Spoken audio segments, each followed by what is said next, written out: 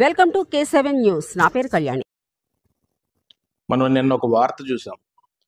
విజయసాయి రెడ్డి రాజీనామా అంటే తప్పించుకోవడానికి దారి అనుకుంటున్నాడు.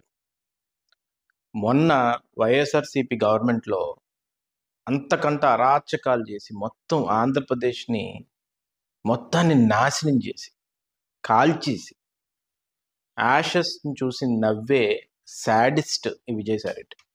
నేను ఎందుకు ఈ మాట అంటున్నానంటే, కొన్ని ఇన్సిడెంట్స్ ప్రతి ఒక్కరికి గుర్తు చేయాలి. ఎందుకంటే ఎంతోమంది మర్చిపోతూ ఉంటాం. రామతీర్థం జరిగినప్పుడు చంద్రబాబు నాయుడు గారు రాముడికి అలా జరిగింది కదా అని చెప్పేసి రామతీర్థానికి వచ్చినప్పుడు లారీలు అడ్డు పెట్టి ఎంతో మందిని పోలీసుల చేత అరెస్ట్ చేయించి అక్కడ రాళ్ళు వేయించి మళ్ళీ అటెంప్ట్ మర్డర్ పెట్టి అక్కడ అమాయకమైన కార్యకర్తలు నాకు ఫోన్లు చేసేవారు అర్ధరాత్రి వేళ, లోకేష్ గారికి ఫోన్ చేసేవారు అర్ధరాత్రి వేళ, మా మీద 307 పడింది సార్, మేము ఎక్కడికి వెళ్ళిపోవాలో అర్థం కావట్లేదని ఎంతోమంది ఫ్యామిలీస్, పూటకు కూడా గడవలేని ఫ్యామిలీస్ని రోడ్డు మీద పడేసి ఆనందించిన వ్యక్తి విజయసాయి రెడ్డి.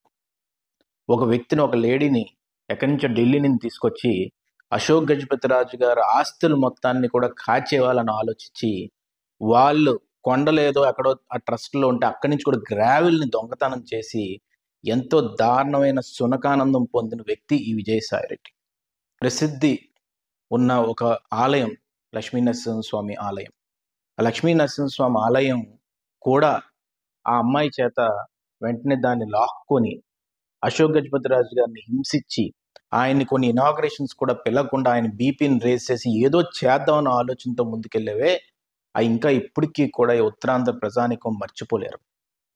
శనివారం వస్తే చాలు ఈ ఉత్తరాంధ్రలో ఏ గోడ పగులుతుందో, ఏ కాలేజీని ఎరక్కొడతావో, లేకపోతే నీ స్వర్ణ భారతి ట్రస్ట్లోంచి ఏ ఇండస్ట్రీస్ దగ్గర నుంచి డబ్బులు తీసుకోవాలో ఈ ఆలోచన విధానంతో దొంగతనం చేసేవి ఇక్కడ వనరులను కానీ ఇక్కడ భవిష్యత్తును కానీ ఉత్తరాంధ్ర ప్రజానికాన్ని మొత్తం అది ఇప్పటికీ కూడా జనాలు ఇక్కడ మర్చిపోలేరు.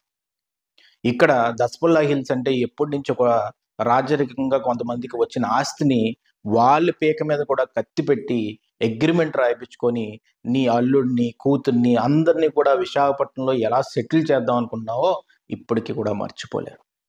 ఇక్కడ వాల్టైర్ క్లబ్ మీద ఒక సిపిని పంపించి, కమిషనర్ ఆఫ్ పోలీస్ని, అక్కడ ఒక కమ్యూనిటీని కూడా పేక మీద కత్తి పెట్టి బెదిరిద్దాం అనుకున్నావే, ఆ దారుణాలు కూడా ఇప్పటికీ కూడా మర్చిపోలేరు.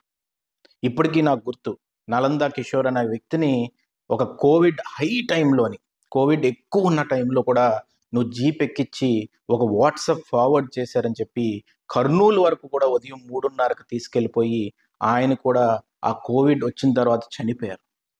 అది కూడా ఇప్పటికొచ్చి ఎవరు మర్చిపోలేదు. ఆఖరికి కళా వెంకట్రావు గారిని అరెస్ట్ చేయించాం. అచ్చినాయుడు గారిని ఆ తర్వాత సర్పంచ్ ఎలక్షన్స్ అప్పుడు ఒక ఫోన్ కాల్ చేస్తేనే అరెస్ట్ చేయించి సబ్ జైల్లో వేయించాం. ఇవన్నీ కూడా ఎవరిని మర్చిపోతారు? ఎవరన్నా మర్చిపోతారా? ఈరోజు మళ్ళీ నీ అల్లుడి దగ్గరికి, నీ దగ్గరికి వచ్చేసరికి, కష్టం వచ్చేసరికి ఆ కష్టం నొప్పి నీకు తెలిసినట్టునే మళ్ళీ ఒక డ్రామా, రాజీనామా. ఈ డ్రామా ఎందుకు అంటున్నానంటే, ఇవాళ సాక్షిలోని అక్కడ ఈ వ్యక్తి ఎందుకు రాజీనామా చేశాడో అర్థం కావట్లేదు, ఎందుకు జగన్మోహన్ రెడ్డిని మోసం చేశాడో అర్థం కావట్లేదు, ఇలాగా చాలా